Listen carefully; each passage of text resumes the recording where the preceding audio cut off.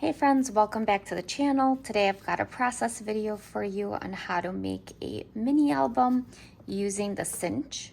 So there's many different versions of this one, but they're all pretty similar. And I'm gonna be using a couple collections from Pinkfresh Studio here, and I'll be working with some rectangular shaped pages, some envelopes, and then some organic shapes like flowers. And I will show you how you can get all of these into one Cinch mini album. So first things first, you want to cut down your pages. I usually start with the easier ones. I do recommend you use regular size so it's easier to work with the holes when it's a full size.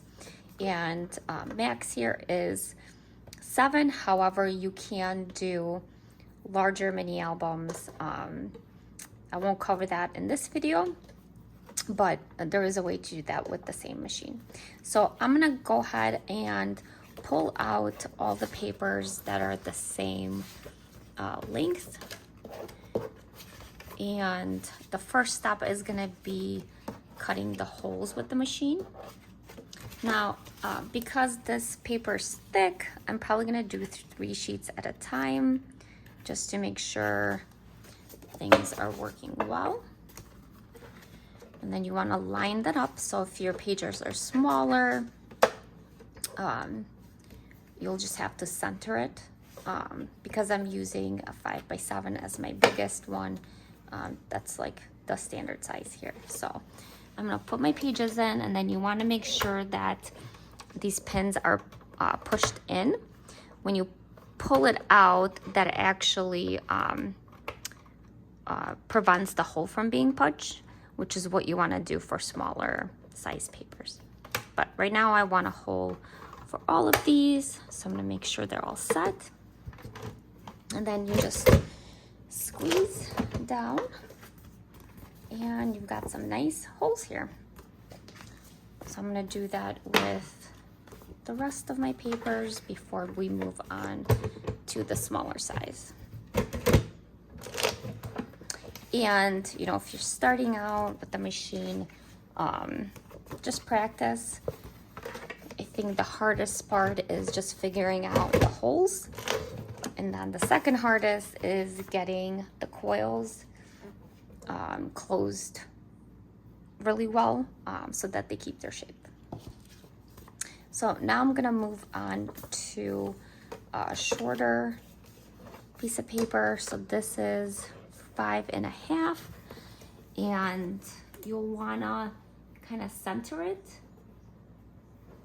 And the best way for me to know where not to punch the holes is you look kind of where approximately where the holes will come out. And then I'm gonna pull out 1 and 12. I don't want those punched. So you want to kind of get it centered as much as you can here.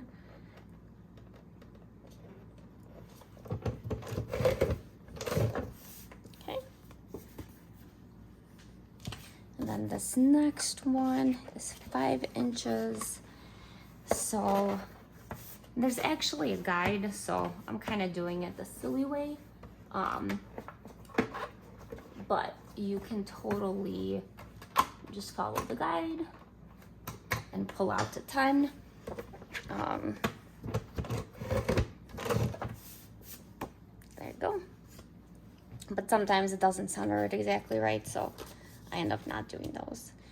So I'm finished with the regular size pages, and I'm gonna move on to the other ones.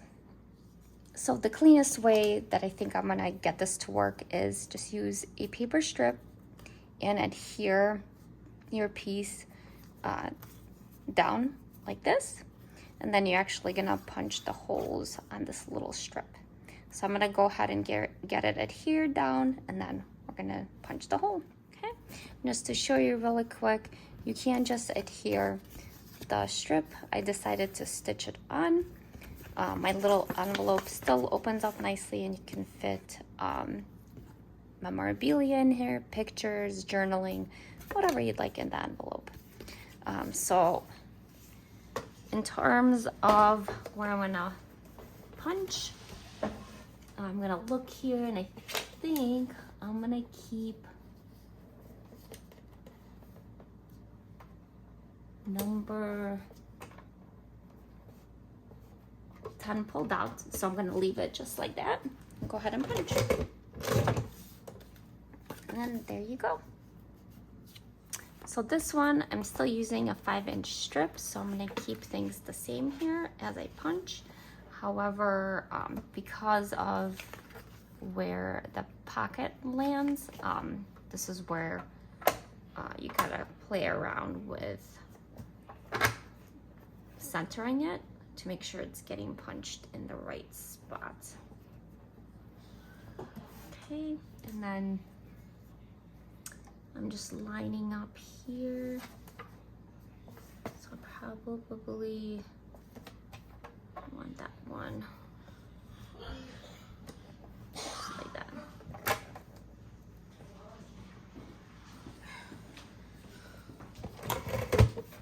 Okay. There you go. Okay, with that done, we are now gonna bind the pages. So I'm gonna move the machine around and you're gonna use this section to get your pages added on. And you always want to put the back cover on the front so that when you flip it around, you don't see the closed binding on the outside of your album. So you'll see that once we get to it. But I'm gonna go ahead and put these in order that I want to see them in the album, and then we'll go ahead and cinch it. Okay, so I was gonna actually use this coil, but it's one too short. I need one more little piece here. So I'm gonna go ahead and cut a new one. So I need to cut it here. And I have these little metal trimmers that make it easy to cut.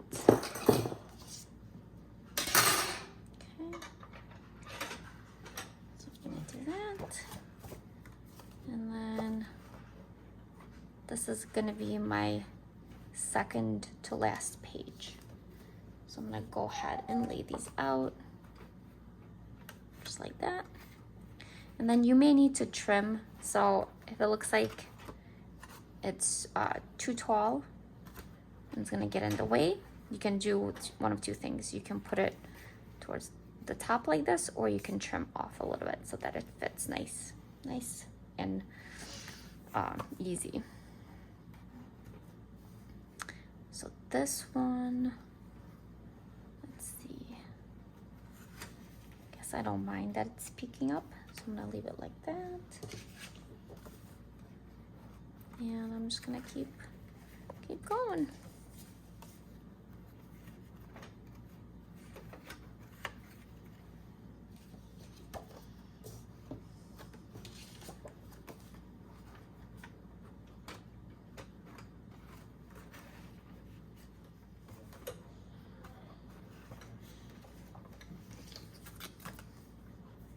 Oh, I forgot to trim that one.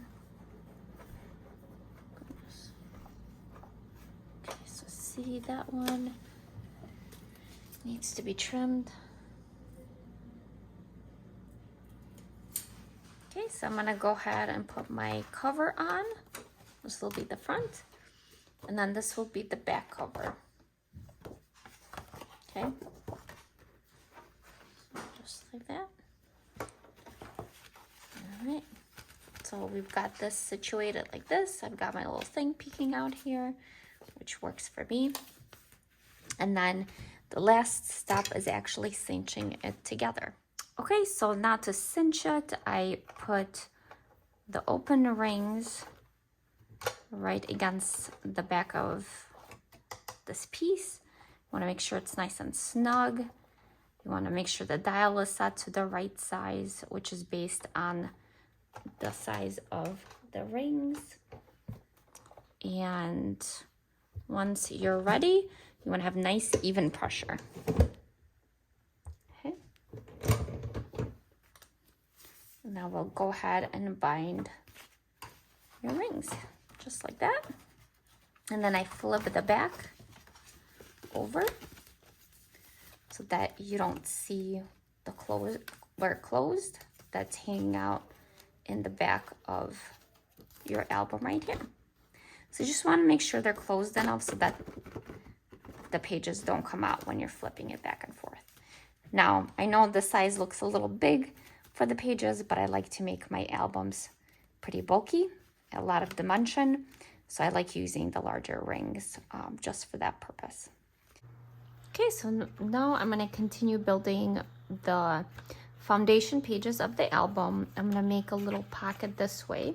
So I've got this paper strip that's left over, and I just put a little tidbit of adhesive right at the bottom to hold it, because I'm going to stitch outside the outline here to make it into a pocket.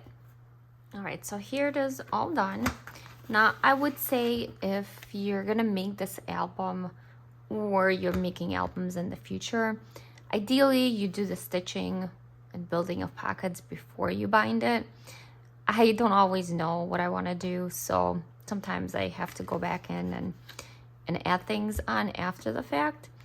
Some, you know, usually it's not a problem. Sometimes it makes it a little bit more difficult depending on how you have to maneuver around the machine. But you know, if you're a planner, that's great, but you can always add things after the fact too. So I have two cards. One I cut apart. One is a tag that comes from one of the packs, and I'm gonna slip that in here. You can always add a photo on the back here or journaling, but because I've got the tag, I'm gonna do journaling here, and then I will add some photos when I'm ready. So you can tuck things in like that. You can add some ribbon here or twine, and then we'll definitely decorate the pocket as well. Now for this page, I want to add a pocket that's already made right here, but I'm actually going to add some stitching just to give it a little bit something extra. All right, so this one's all done and adhered. There you go. I'm gonna slip some cards in there.